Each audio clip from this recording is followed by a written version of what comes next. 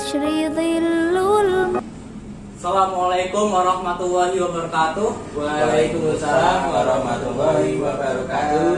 Selamat pagi anak-anak. Pagi Pak. Bagaimana kabarnya hari ini? Alhamdulillah baik. Semuanya pada puasa ya? Alhamdulillah. Kami puasa nih. Ya. Sebelum Bapak mulai pada pertemuan hari ini, mari kita membaca doa terlebih dahulu. Berdoa dimulai. Bismillahirrahmanirrahim. Raditu billahi rabba wa bil islami dina wa bi Muhammadin nabiyya wa rasula. Rabbi zidni ilman warzuqni fahman. Amin ya rabbal alamin. Sebelum Bapak mulai pada pertemuan hari ini, Bapak absensi terlebih dahulu ya. Ya Pak. M. Siti Ilman Afia Hadir. M. Haris. Hadir.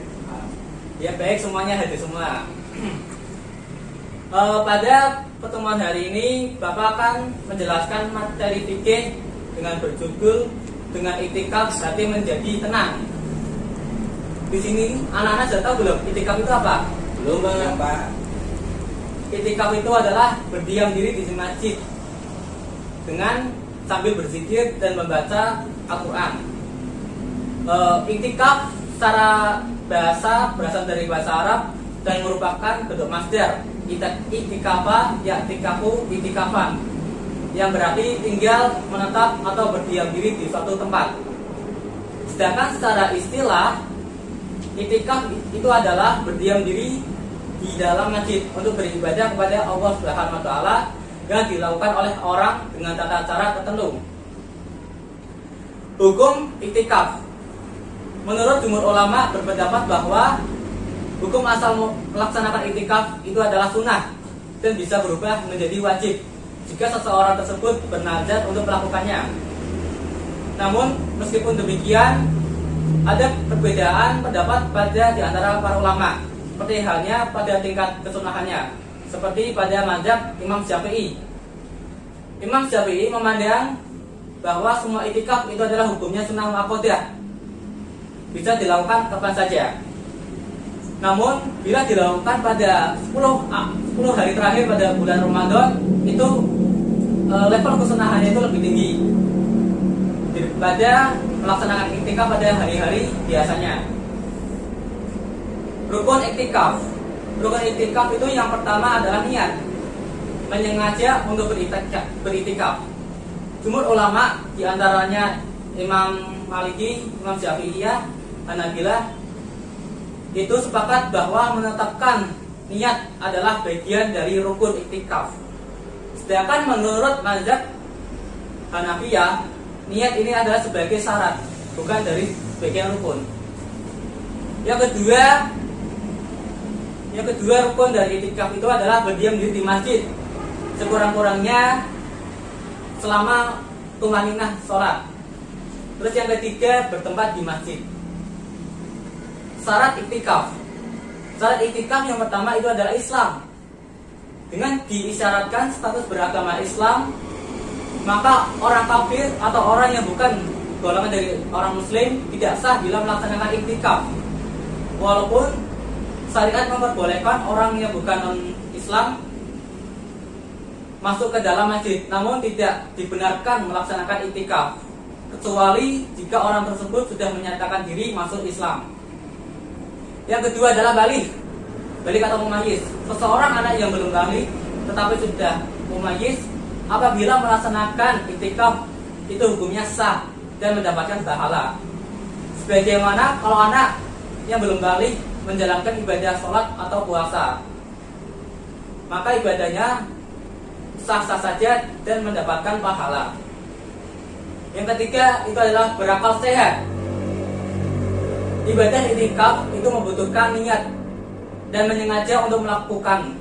Nah, bila mana orang tersebut tidak memiliki kesadaran atas dirinya, tentu dia tidak bisa berniat atau mengerjakan suatu ibadah termasuk iktikaf. Maka secara otomatis orang gila tersebut tidak sah bila melakukan iktikaf. Terus yang keempat itu adalah suci dari haid dan nifas.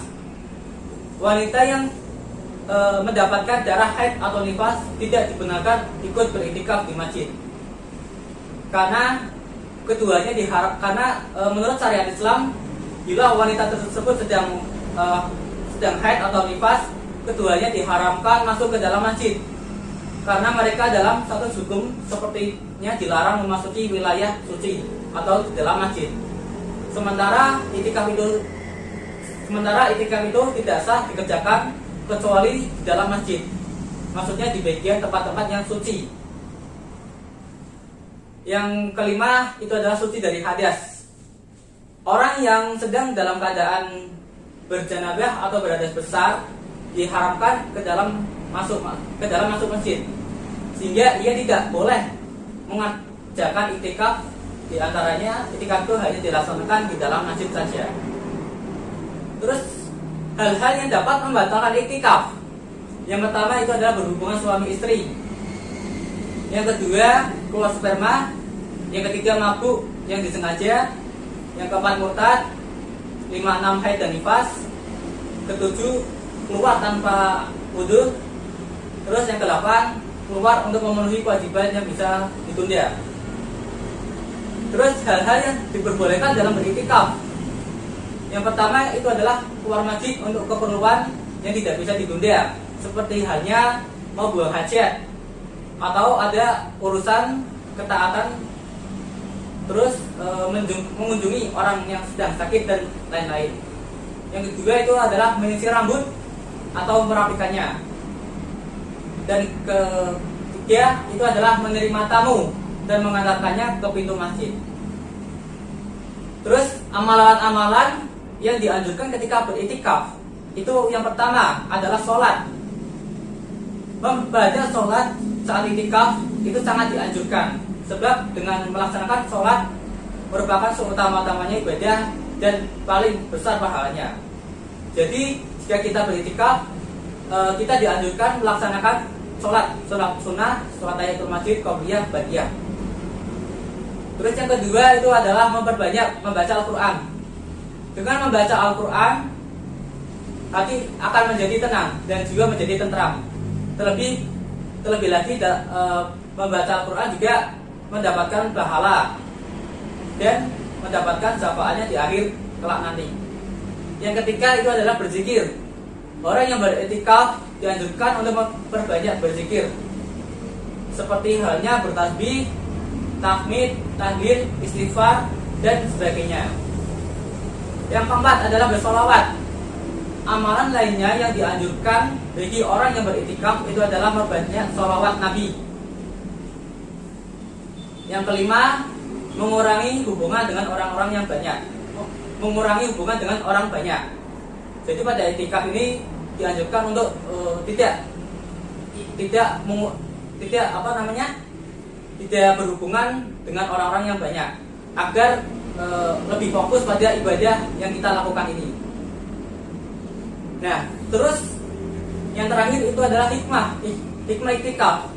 Yang pertama itu adalah meningkatkan daya tahan tubuh, karena dengan beriktikaf dapat membawa ketenteraman jiwa dan hati. Yang kedua, bermanfaat bagi kesehatan jiwa, di mana batin menjadi lebih tenang dan bisa membangkitkan kekuatan baru. Terus yang ketiga itu adalah menghidupkan kembali hati dengan selalu melaksanakan ketaatan dan ibadah kepada Allah Subhanahu wa taala. Yang kelima itu adalah mendatangkan ketenangan dan ketenteraman hati. Yang terakhir itu adalah mendatangkan berbagai macam kebaikan dari Allah Subhanahu wa taala. Amalan-amalan kita akan diangkat dan dirahmat dan dikasih sayang olehnya. Mungkin itu saja yang bisa Bapak sampaikan. Apakah di sini ada yang ingin ditanya?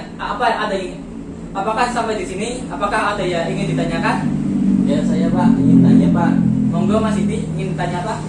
Tadi ada yang belum disebutkan tuh niatnya iktikaf itu gimana Pak? Oh baik, niat iktikaf itu adalah nawaitu itikafa fi hadzal masjidi lillahi ta'ala. Itu adalah niat iktikaf. Apakah di sini ada yang ingin ditanyakan lagi? Saya Pak. Iya Mas Arif, monggo. Buang angin dapat membatalkan iktikaf apa enggak? Buang angin itu sendiri adalah hadas kecil. Sedangkan hal-hal yang dapat membatalkan itikaf itu kebanyakan adalah hadis besar, seperti halnya berhubungan suami istri, keluar sperma, mabuk yang disengaja, haid dan nifas, dan lain sebagainya. Jadi jika kita buang air kecil itu tidak apa-apa dan masih sah dalam melaksanakan ibadah itikaf. Apakah ada yang ingin ditanyakan lagi? Tidak Pak. Kalau tidak ada, Bapak akan memberikan tugas ya. Dan di sini tugasnya itu pada pertemuan berikutnya, anak-anak harap merangkum bab materi itikaf pada halaman 126 sampai 130. Nah, pada rangkuman ini akan dijadikan sebuah tes ulangan pada hari berikutnya atau pertemuan berikutnya. Di sini apakah sudah jelas mengenai tugasnya? Sudah Pak. Baik. Jadi dapat simpulkan bahwa itikaf itu adalah berdiam diri di masjid dengan berzikir atau membaca Al-Quran. Dan hal-hal yang dapat membatalkan itikaf diantaranya itu hadas besar. Mungkin itu saja yang bisa Bapak sampaikan. Kurang lebihnya mohon maaf. Sebelum Bapak akhiri, mari kita membaca doa penutup. Bismillahirrahmanirrahim. Wal asri innal insana lafi khusrin illal ladzina amanu wa amilus solihati wa tawassaw bil haqqi wa tawassaw bis sabr. Rabbana atina fid dunya hasanah wa fil akhirati hasanah wa qina adzabannar. Amin ya rabbal alamin. Alhamdulillah pada pertemuan hari ini kita diberikan sebuah kelancaran dalam proses pembelajaran. Bapak harap pada pertemuan berikutnya anak-anak dapat lebih aktif lagi dalam proses pembelajaran. Baik, karena jam sudah menunjukkan waktu pulang, Bapak akhiri, kurang lebihnya mohon maaf. Akhirul kalam, wassalamualaikum warahmatullahi wabarakatuh. Waalaikumsalam warahmatullahi wabarakatuh.